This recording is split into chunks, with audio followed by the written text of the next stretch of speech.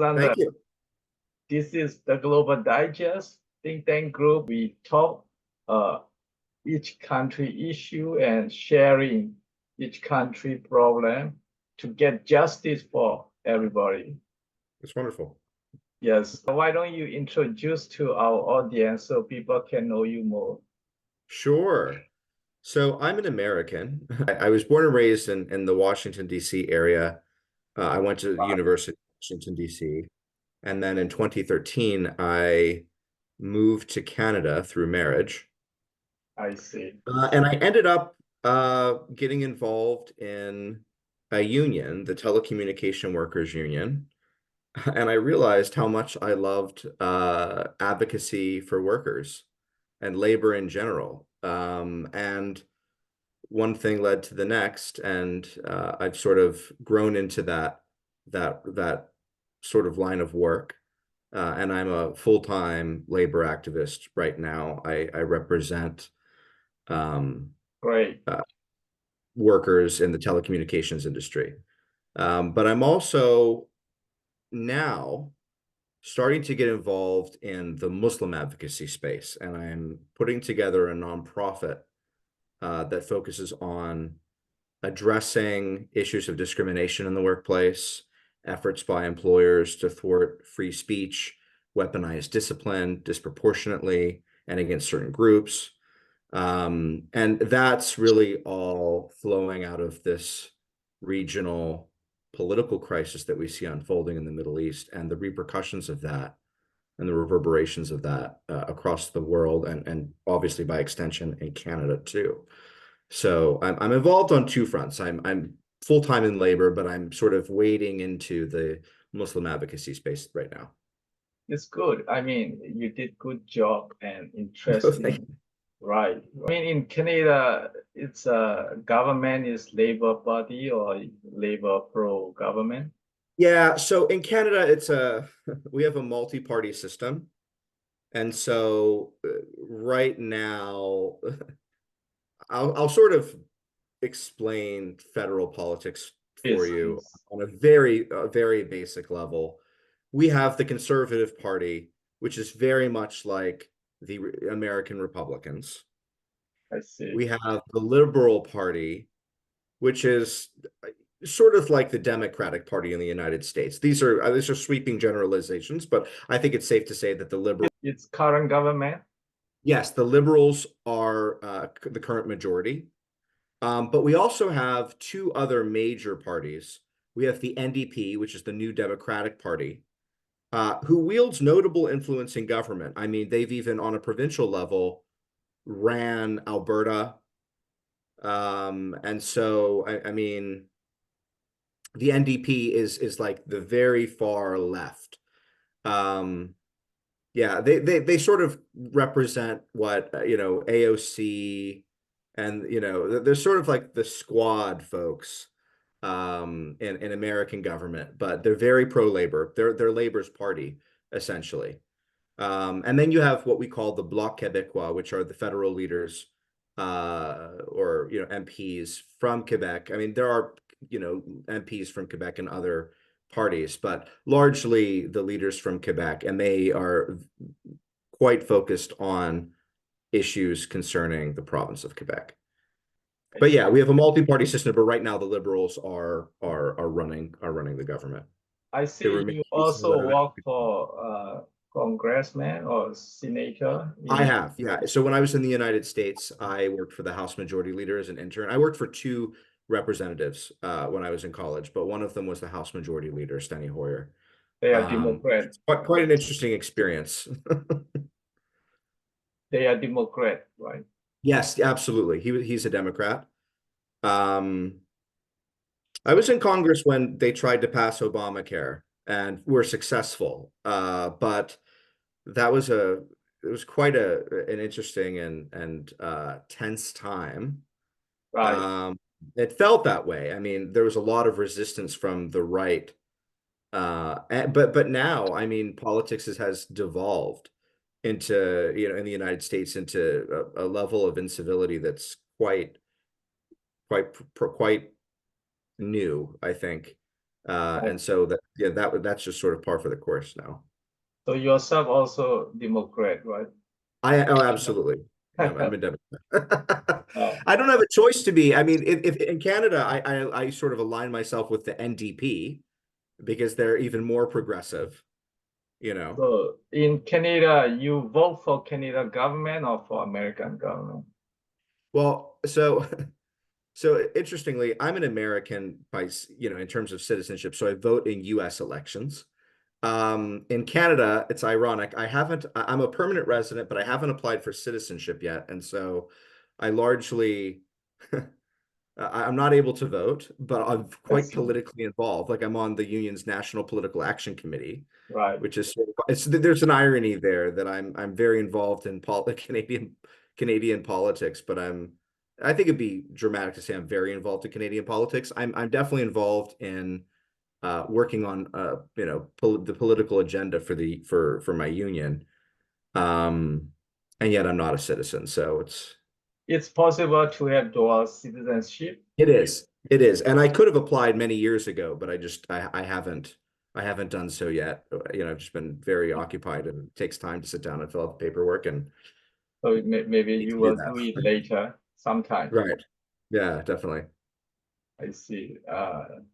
So Canada, you know very well about Canada too, because you live in Canada, In right? Canada, yeah.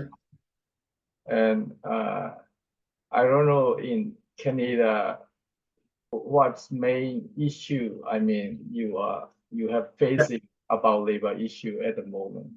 That's a great question. So one thing I'll say, because in the West, America is the far West, North America. The United States is oftentimes the focal point of international conversation and discourse.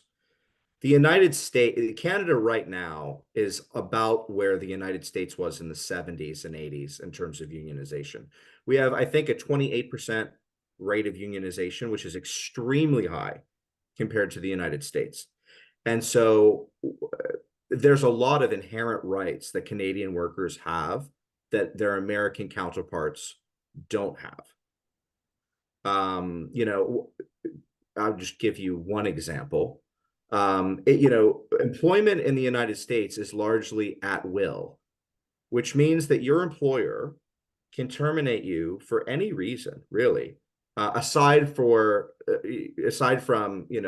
protected reasons such as the color of your skin, your race, your gender, etc. Right? In Canada, by and large, the employer has to have some sort of cause to terminate your employment. There has to be a valid reason for them to have terminated your employment. And this is extremely general. This is all to say that the issues that we're trying to confront now in Canada are a bit more advanced than in the United States. Right now, one of the big items is replacement workers. We call them scabs, but let's just say you have a chemical plant, and your workers have gone on strike. Oftentimes historically, what companies have done is they've said, you want to go on strike? We'll just hire replacement workers, have them come in and do your job. So we sort of insulate, as a company, we insulate ourselves from the economic hardships caused by a strike. But right now in Parliament, there is a bill that would completely ban replacement workers or scabs. And so that is a huge item right now. There's also a lot of work being done around renewable energy and a lot of industries that are emerging, and making sure that unions have a seat at the table when it comes to the contracts that are going to be drafted by the federal government, who's going to be awarded what. The unions want to have a seat at the table concerning those issues, and making sure that it's not just employers that are guiding that process, because let's be honest, when things are left exclusively in the hands of employers and government, we don't always see a a favorable outcome for your everyday person, Right. your everyday worker. So that's there too. There was a lot of conversation, and I'm sorry to go on and on. I'll wrap this up, but Sure. I would say replacement workers is number one. I would say sort of making sure that as these new emerging industries sort of come into focus, that unions and workers' rights are central there. But those I think are probably the two main issues that are going on in Canada. I see. I I will I will say one thing that's happening, and it's related to this conflict. There right now, because of the Israeli-Palestinian conflict, there's quite a bit of tension in Canadian workplaces. We see a lot of people being terminated, whether they're, even, medical professionals, doctors, university professors, who are being terminated as a result of their political activism. And so You mean this because they are pro-Palestinian? yeah, I mean, I think it's safe to say that that's what's happening. I That's see. what's happening. I think the pro-Israel lobby has a tremendous amount of power in Canada. I mean, obviously the United States, you know, uh, you have the Anti-Defamation League, you have the I don't know the level of those individual motivation and action. I don't know because it can be studied case by case. If of course. somebody went too extreme, it might be caused, but otherwise it should not just by, for their own choice of politics cannot be terminated, right? Right. Unless it's too extreme or too much beyond the government policy. Of course, right. I mean, and there's a line. There's a line for sure, right? Like, I mean, if you are openly advocating violence, if you're openly, supporting terrorism, then absolutely, right? I mean, the employer has an interest in in their business, obviously, and the reputation of their institution or corporation or what have you, and they do have the right to terminate in cases where obviously someone's engaged in egregious If they misconduct. send money to extremists or Yeah, stuff of course. Yeah. Yeah. related to Their behavior threatens their reputation. It threatens the safety in the workplace. It causes individuals to not want to work with said person. When you start looking at things like that, and behaviors like that, then you open the door to, possible termination. But if you just show up at a Palestinian rally and carry a flag, that's not supporting terrorism. it's not. That's that's not. And there's this effort, I think, to conflate the two. There's this effort to sort of just say, look, you're inherently supporting terrorism by advocating for the Palestinian cause in a general sense. And that's what's most concerning, I think, to Muslim advocacy groups. That's what's most concerning to I think progressive labor activists as well. Right. Because all over the world, human rights activists are always talking or advocating, campaign against uh, deliberately killing or abuse innocent people, which include Palestinian innocent people, you know.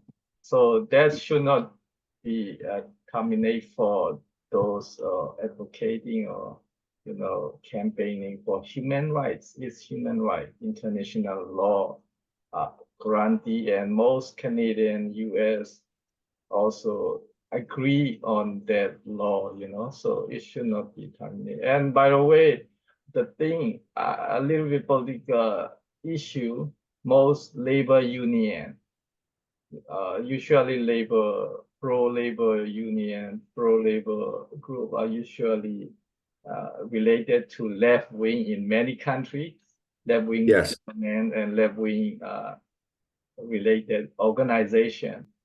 I don't know in case of in many Asian countries, a lot of left wing, they directly or indirectly related to communists and socialists. In that time, those democratic governments were very concerned, those pro-labor involving sometimes they transaction of money and information, something like that. That is national security violation for democracy country. So I don't know in Canada, the labor union are going that much far away, or I don't know. No, I mean, so for you've, I think you've identified something very important, which is that, you know, any organization, you know, that any organizations that are, you know, advocating for equality, and I'll use that in a very, you know, general sense, are a threat to those who are perfectly fine with an unequal system. You know, and, you know, there's no doubt that, you know, in the United States, labor unions were maligned tremendously by state governments and at certain points at the federal government. You know, there was a period of time in the late 1800s to the, you know, early, you know, to early 1900s, called the Coal Wars, where, you know, coal miners in Western Pennsylvania, I mean, there was literally an armed struggle against state governments, the government of West Virginia, et cetera, Kentucky. But yeah, I mean, I don't, I think labor in the East, or the West rather, you don't really find those extremist elements. I don't think I think the demands of the Western labor movement have been very reasonable. Of course, there are efforts from governmental bodies, especially corporate bodies, to paint, you know, demands as unreasonable. That's not to say that unions in the West don't have their issues. I mean, historically, they're, you know, especially in the United States, we have seen issues with corruption in unions. You know, and there, you know, there's some famous figures in union history like Jimmy Hoffa that, you know, serve to prove that. Excuse me, but by and large, I think our demands are reasonable. And I obviously we're left leaning, probably the most left leaning side of politics, but I wouldn't say that there's any that we're radical. Right. I mean, some labor union might involve directly with, you know, communists in China or North Korea or some. That is the case in Asia. I don't think in Western country, American, Canada are concerned about communism or socialism. Not really. They left it long time ago, right? Either conservative or Democrat, or, you know, they don't interest for communists at all, right? In the United States, though, I mean, this is a really good point. I mean, because in the United States, I don't know. So one of the common scare tactics by the left, by the right rather, the right, is to label anyone who is supporting paid governmental programs aimed at, you know, correcting inequality, even, you know, food stamps or free healthcare, or some of these items that are very that are considered to be just prerequisites in Europe and elsewhere in the industrialized and you know, postmodern world. There are strong efforts to label those agenda, such an agenda, or these sorts of agendas as communist, socialist. There are these buzzwords that are used, and it's sort of, oh my goodness, you know, these are communist ideas, these are socialist ideas. These are not American values. We're going to end up in a and though I think that line of rhetoric is really vague, and there's really no merit to it, but that does happen. But I used to hear in American politics, sometimes Russia involved or, China involved interference. But I don't know in Canada, last ago there was a big conflict between Canada and China trading and, business issue. Is there any related to labor union or how did you see? We don't know that what is happening. Yeah, I mean, I think in September of this year, I'm just validating there was a public inquiry that was announced into whether China, Russia, and others had interfered in Canadian elections. I am not aware of the outcome of that probe. I'm sure, like any major world government, right, the United States or China, like any major world government has interest in sort of the political evolution of their adversaries. Canada is a notable economy, but I don't suspect that China would be as interested in Canadian political development as it would be in the United States, right? I mean, Canada is notoriously uninvolved militarily around the world. I mean, we send some. I mean, we'll get involved in certain conflicts on a very, very small level. But even with Ukraine, I think we sent just a handful of tanks and just provided command and control advice and strategic advice. And there was some other material support that was provided, but largely non-lethal. Canada's not, I think, a major concern. I wouldn't imagine Canada being a major concern of the Chinese government. That's not to say that they don't have their hands in our politics or that they're acutely aware of our politics. But I suspect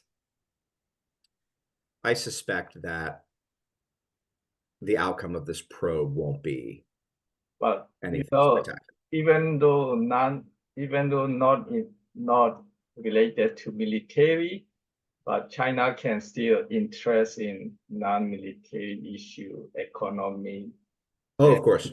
Diplomacy, trading, political election, that China no doubt involved. And it doesn't matter big or small country, because like that in Pacific, small island, it's even China interests are there, interference.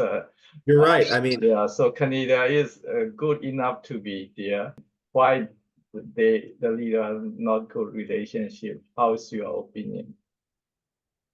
Yeah, well, I think you're right. I mean, China has the Belt and Road initiative. China is involved in and I don't know where I was reading about this, but I was reading about their involvement in the Congo, the DRC. I clearly you're right. I mean, 100%. China is extremely interested on an economic level. And they're also interested in integration with world economies. There's a lot of funding that is going on, oftentimes with various strings attached. So I think China is playing a very, very intelligent game, actually. I mean, China is saving their economic resources. And it is sort of interesting, right? I mean, China is obviously very hierarchical, and there is control over information, clearly. Yeah, I don't want to butcher her name, but her first name is Meng, M-E-N-G, Meng Wanzhou. Yeah, she was the CFO of Huawei, and her father had founded Huawei, it appears. Yeah, she was indicted on bank and wire fraud regarding financial transactions in violation of U.S. sanctions against Iran. Going to indict her based off her, based on our, American expectations of business conduct. I mean, it seems I'm not a fan of American foreign policy, and I'm sure this is just another effort to get at China and wield political influence over them. And China company usually they are group of elite, and they are part of top leader in China. So wherever they do business in Canada, America, they have a kind of political background, It's very significant China political and company elite cooperation cooperating together, certainly, Canada doesn't like any Chinese involvement, of Canada they course. want their own freedom of speech, freedom of activity. I guess in Canada, yeah, the government and top many company are directly linked or they don't link. There's a very high level of regulation in Canada, generally, over business, right? And I think that's sort of an extension of our socialist leanings, but there's a very high level of regulation. I mean, even in Quebec, I mean, Quebec has its own sort of dynamic, but like in Quebec, for example, you can't own a pharmacy unless you are a pharmacist. There are, and I know this isn't a great example, but it just goes to show, like, we've regulated things that are not commonly regulated around the world. I mean, I think we're very regulation centric. And so, I mean, I do think that the government has a very strong hand in the corporate world. And the reverse is also true, that the government, that corporations and corporate Canada are working very hard to influence these policies that they see as oftentimes a threat to their profitability. But what's notable about Canadian politics is that, unlike the United States with Citizens United, which I'm sure you're familiar with, where corporations are considered, perfectly capable and allowed to donate funds to political campaigns. In Canada, political financing is heavily regulated. And so, corporate power over government is a little bit more nuanced. It's a little bit more hidden. But there's certainly a high level of connectivity. There's certainly tremendous efforts in the lobbying space by Canadian corporations, and there's a lot of it, I think, centers around social media. I think a lot of it centers around PR, corporate PR campaigns. But it's sort of a fine dance, and there's a lot of sort of guiding lines.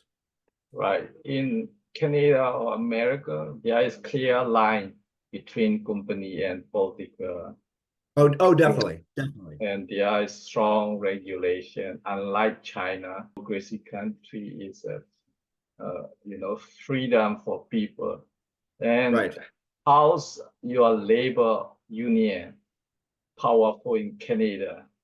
They are biggest I think in Canada, or the union that I work for represents around 225, 250, maybe around over 200,000 people in Canada. So, I mean, that's a lot of members. Right. A lot of members. And so clearly we have we have financial resources. So, we're able to advance certain legal fights within the judiciary that we feel are important. We have the money to lobby extensively the federal and provincial governments, which we do on a regular basis, and we've built strong inroads, right? And especially in a province like Quebec, and also in British Columbia, across Canada. I think the opinion of labor unions carries substantial weight. Yeah, we wield quite a bit of influence because of the high rate of unionization. And we have a lot of unionized workers. We have direct communication channels to those workers. So just on an informational level, I think we wield tremendous influence. In US also, usually Democratic is backed by labor union, right? Yes, Joe Biden is one of the most labor-friendly presidents that we've seen in several generations. I mean, he's on picket lines. He's worked internally within the federal government to, you know, ease a lot of processes, rendering the federal government more labor union friendly. Yeah, but absolutely, it's the Democratic Party that is more you know, has historically aligned itself with labor, which is why it was such a surprise when Donald Trump won the Rust Belt in sort of the northern United States. You know, it's one quick thing, quite interesting. Going back to the Israeli-Palestinian conflict, Palestine has an organization, the General Federation of Trade Unions, the Palestine General Federation of Trade Unions, and they have some almost 300,000 members. And historically, they've aligned themselves with Fatah, and have actually gotten into quite a few conflicts with Hamas, and have been targeted by Hamas.